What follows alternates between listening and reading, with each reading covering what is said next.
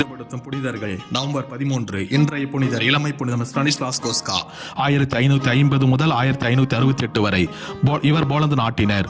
ஒருமுறை தம்முடைய சகோதரன் கல்வி கற்க வியன்னாவுக்கு அனுப்பப்பட்டார். சென்ற இடத்தில் ஒரு புராட்டஸ்டன்ட் வீட்டில் குடியிருந்தனர். ஒருமுறை இவர் கடும் காய்ச்சலால் படுத்த படுகை ஆக்கிவிட்டார். இந்நிலையில் தம் அண்ணனிடம் தமக்கு திவ்ய நற்கருணை வாங்கி தர குருவானவரை அழைத்து வருமாறு கெஞ்சி கேட்டார். அண்ணன் எரிச்சலுடன் இவர் தடியால் அடித்து விட்டு ஓடிவிட்டான். இந்நிலையில் நர்சாவிற்கு பாதுகாவலியான பிரதமர் பார்பராவிடம் உருக்கமாக வேண்டினார். வேண்டுதல் கேட்கப்பட்டது. ஒரு நள்ளிரவு இருள் படர்ந்த வேளையில் அவரது அறையில் எதிர்பாராமல் ஒரு ஒளி தோன்றியது.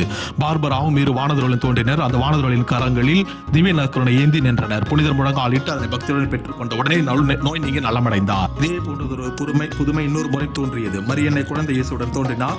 புன்முறுவலுடன் மரியன்னை சற்றே குனிந்து ஸ்டானிஸ்லாஸ் தம் மகனை கொடுத்தார். தேவபாலனும் தம் கைகளால் புனிதரை தழுவினார். 9 மாதங்களே இளந்துறவியாக இருந்தவர் அதற்குள் நோயினால் தாக்கப்பட்டார். மரியனின் மீது ஆழ்ந்த பக்தி கொண்டிருந்த இவர் தம்முடைய இறப்பை முன்பே உணர்ந்திருந்தார். அறிவித்து வந்தார்.